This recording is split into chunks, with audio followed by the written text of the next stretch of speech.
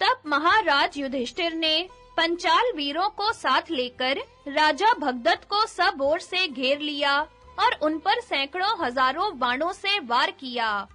किंतु भगदत्त ने पांचाल वीरों के उस प्रहार को अपने अंकुश से ही व्यर्थ कर दिया और फिर अपने हाथी से ही पांचाल और पांडव वीरों को रौंदने लगे। संग्राम भूमि में भगदत्त का यह बड़ा ही अद्भुत पराक्रम था। इसके बाद दशार्ण देश का राजा हाथी पर चढ़कर भगदत्त के सामने आया। अब दोनों हाथियों का बड़ा भयंकर युद्ध छिड़ गया। भगदत्त के हाथी ने पीछे हटकर फिर एक साथ ऐसी टक्कर मारी कि दशार्ण राज के हाथी की पसलियां टूट गई। वह तुरंत पृथ्वी पर गिर गया। इसी समय भगदत्त ने 7 चमचमाते हुए तोमरों से हाथी पर बैठे हुए दशार्ण राज को मार डाला। अब युधिष्ठिर ने बड़ी भारी रथ सेना लेकर भगदत्त को चारों ओर से घेर लिया, परंतु प्राग ज्योतिष नरेश ने अपने हाथी को यकायक सात्यकी के रथ पर छोड़ दिया। हाथी ने उसके रथ को उठाकर बड़े वेग से दूर फेंक दिया, किंतु सात्यकी रथ में से कूदकर भाग गया। तब कृति का पुत्र रुचिपर्वा भगदत्त के सामने आया। वह एक रथ पर सवार था। उसने काल के समान बाणों की वर्षा करनी आरंभ कर दी, किंतु भगदत्त ने एक ही बाण से उसे यमराज के घर भेज दिया। वीर रुचिपर्वा के मारे जाने पर अभिमन्यु, द्रौपदी के पुत्र चेकितान, धृष्टकेतु और युयुत्सु आदि योद्धा भगदत्त के हाथी को तंग करने लगे।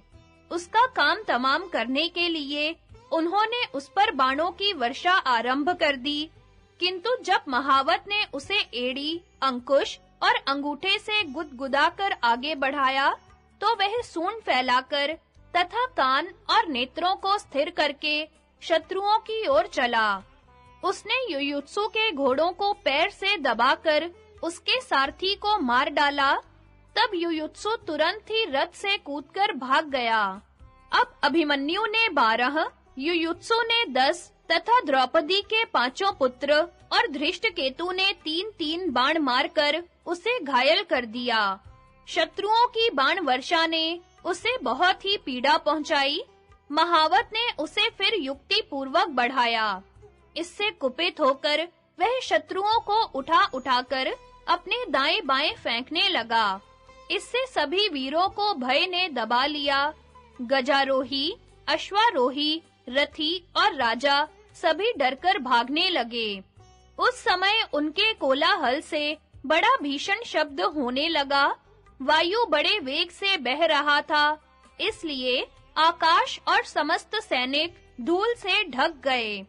इस प्रकार भगदत्त के अनेकों पराक्रम दिखाने पर जब अर्जुन ने आकाश में धूल उड़ती देखी और हाथी की चिंगाड़ सुनी, तो उन्होंने श्री कृष्ण से कहा, मधुसूदन, मालूम होता है प्राग ज्योतिष नरेश भगदत्त आज हाथी पर चढ़कर हमारी सेना पर टूट पड़े हैं। निसंदेह यह चिंगाड़ उन्हीं के हाथी की है। मेरा तो ऐसा विचार है कि ये युद्ध में इंद्र से कम नहीं है। इन्हें गजारोहियों में पृथ्वी भर में सबसे श्रेष्ठ कहा जा सकता है। आज ये अकेले ही पांडवों की सारी सेना को नष्ट कर देंगे। हम दोनों के सिवा इनकी गति को रोकने में और कोई समर्थ नहीं है। इसलिए अब जल्दी ही उनकी ओर चलिए। अर्जुन के ऐसा कहने पर भगवान कृष्ण उनके रथ को उसी ओर ले चले जिधर भगदत्त पांडवों की सेना का संहार कर रहे थे। उन्हें जाते देखकर 14,000 संशप्तक, 10,000 त्रिगर्त और 4,000 नारायणी सेना के वीर पीछे से पुकारने लगे। अब अर्जुन का हृदय द्विविधा में पड़ गया। वे सोचने लगे कि मैं संशप्तकों की ओर लौटूं या राजा युधिष्ठिर के पास जाऊं। इन दोनों में से कौन सा काम करना विशेष हितकर होगा। अंत में उनका विचार संशप्तकों का वध करने के पक्ष में ही अधिक स्थिर हुआ। इसलिए वे अकेले ही हजारों वीरों का सफाया करने के विचार से फिर संशप्तकों की ओर लौट पड़े। संशप्तक महारथियों ने एक साथ हजारों बाण अर्जुन पर छोड़े। उनसे बिल्कुल ढक जाने के कारण अर्जुन, कृष्ण तथा उनके घोड़े और रथ सभी दिखने बंद हो गए। तब अर्जुन ने बात की बात में उन्हें ब्रह्मास्त्र से नष्ट कर दिया। फिर उनके बाणों से संग्राम भूमि में अनेकों ध्वजाएं, घोड़े, सारथी, हाथी और महावत कट-कट कर गिर गए। अनेकों वीरों की भुजाएं, जिनमें रिष्टि, प्रास, तलवार, बघनक, मुदगर और फरसे आदि लगे हुए थे, कट-कर इधर-उधर फैल गईं तथा उनके सिर जहां-तहां लुढ़कने लगे। अर्जुन का यह अद्भुत पराक्रम देखकर श्री कृष्ण को बड़ा आश्चर्य हुआ और वे कहने लगे, पार्थ, आज तुमने जो काम किया है, मेरे विचार से वह इंद्र, यम और कुबेर से भी होना कठिन है। मैंने युद्ध में प्रत्यक्ष ही सैकड़ों हजारों संशप्तक महारथियों को एक साथ गिरते देखा है। इस प्रकार वहां जो संशप्तक वीर मौजूद थे, उनमें से अधिकांश को मारकर अर्जुन ने श्री कृष्ण से कहा, अब भगदत्त की ओर चलिए। तब श्री माधव ने बड़ी फुर्ती से घोड़ों को द्रोणाचार्य की सेना की ओर मोड़ दिया। यह देखकर सुशर्मा ने अपने भाइयों को साथ लेकर उनका पीछा किया। तब अर्जुन ने श्री कृष्ण से पूछा, अच्युत, देखिए, इधर तो अपने भाइयों के सहित सुशर्मा मुझे युद्ध के लिए ललकार रहा है और उधर उत्तर दिशा में हमारी सेना का संहार हो रहा है।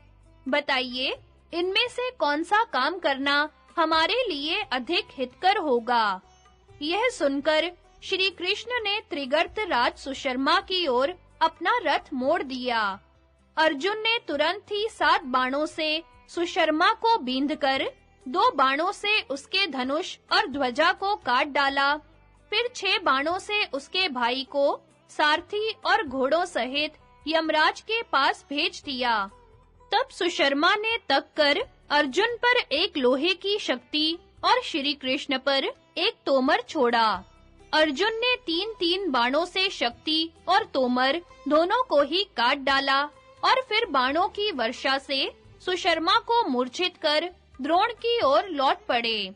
उन्होंने अपनी बाण वर्षा से कौरवों की सेना को छा दिया और फिर वे भगदत्त के सामने आकर डट गए। भगदत्त मेघ के समान श्याम वर्ण हाथी पर चढ़े हुए थे। उन्होंने अर्जुन पर बाणों की वर्षा करनी आरंभ कर दी, किंतु अर्जुन ने बीच में ही उन सब बाणों को काट डाला। इस पर भगदत्त ने भी अर्जुन के बाणों को रोककर श्री कृष्ण और उन पर बाणों की चोट आरंभ की। तब अर्जुन ने उनके धनुष को काट डाला, अंगरक्षकों को मारकर गिरा दिया और भगदत्त के साथ खेल सा करते हुए युद्ध करने लगे। भगदत्त ने उन पर 14 तोमर छोड़े, किंतु उन्होंने प्रत्येक के 2-2 टुकड़े कर दिए। फिर उन्होंने भगदत्त के हाथी का कवच काट डाला।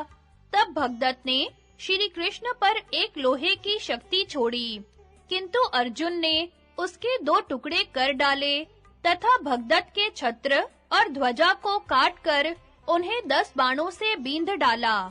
इससे भगदत्त को बड़ा विस्मय हुआ।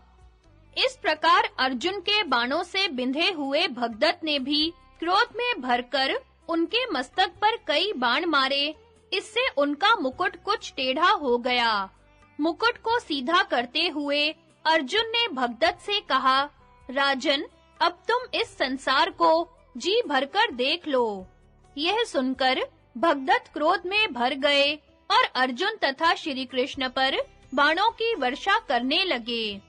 यह देख अर्जुन ने बड़ी फुर्ती से उनके धनुष और तरकसों को काट डाला तथा 72 बाणों से उनके मर्म स्थानों को बींध दिया।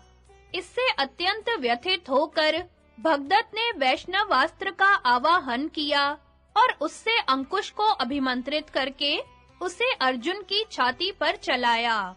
भगदत्त का वह अस्त्र सबका नाश करने वाला था, अतः श्री कृष्ण ने अर्जुन को ओट में करके उसे अपनी ही छाती पर झेल लिया। इससे अर्जुन के चित्त को बड़ा कलेश पहुंचा और उन्होंने श्री कृष्ण से कहा, भगवन, आपने तो प्रतिज्ञा की है कि मैं युद्ध न करके केवल सारथी का काम करूंगा, किंतु अब आप अपनी प्रतिज्ञा का पालन नहीं कर रहे हैं। यदि मैं संकट में पड़ जाता या अस्त्र का निवारण करने में असमर्थ हो जाता, उस समय आपका ऐसा करना उचित होता। आपको तो यह भी मालूम है कि यदि मेरे हाथ में धनुष और बाण हो, तो मैं देवता, असुर और मनुष्यों सहित संपूर्ण लोकों को जीतने में समर्थ हूँ।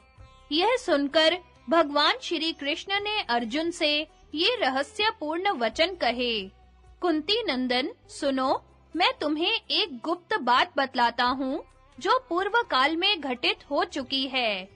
मैं 4 स्वरूप धारण कर सदा संपूर्ण लोकों की रक्षा में तत्पर रहता हूँ। अपने को ही अनेकों रूपों में विभक्त करके संसार का हित करता हूँ।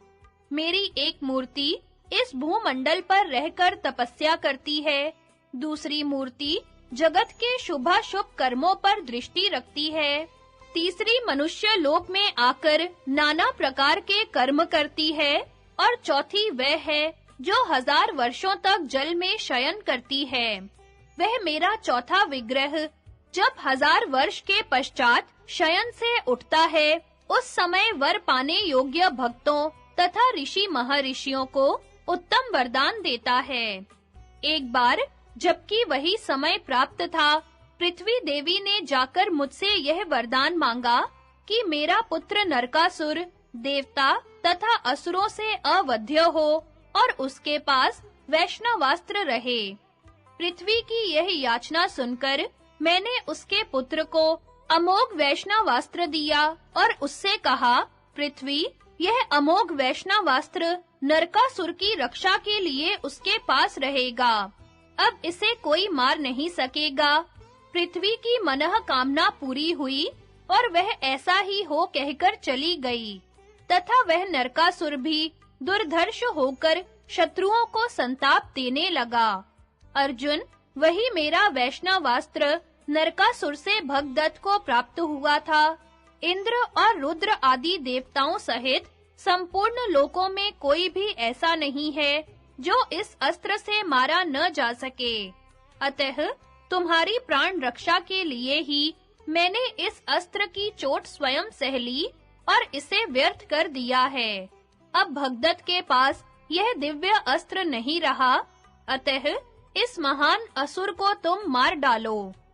महात्मा श्री कृष्ण के ऐसा कहने पर अर्जुन ने सहसा तीक्ष्ण बाणों की वर्षा करके भगदत्त को ढक दिया और उनके हाथी के दोनों कुंभ स्थलों के बीच में बाण मारा।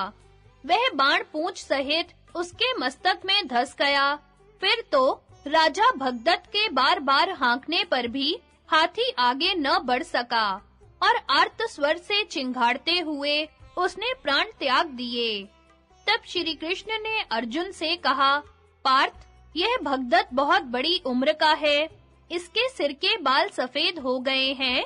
पलकें ऊपर न उठने के कारण इसकी आंखें प्राय बंद रहती हैं। इस समय इसने आंखों को खुली रखने के लिए कपड़े की पट्टी से पलकों को ललाट में बांध रखा है। भगवान के कहने से अर्जुन ने बाण मारकर भगदत्त के सिर की पट्टी काट दी। उसके कटते ही भगदत्त की आंखें बंद हो गईं। तत्पश्चात एक अर्धचंद्राकार बाण मारकर अर्जुन ने राजा भगदत्त की छाती छेद दी। उनका हृदय फट गया, प्राण पखेरु उड़ गए और हाथ से धनुष बाण छूटकर गिर पड़े। पहले उनके मस्तक से खिसककर पगड़ी गिरी, फिर वे स्वयं भी पृथ्वी पर गिर गए। इस प्रकार अर्जुन ने उस युद्ध में इंद्र के सखा राजा भगदत्त का वध किया और कौरव पक्ष के अन्यान्य योद्धाओं का भी संहार कर डाला।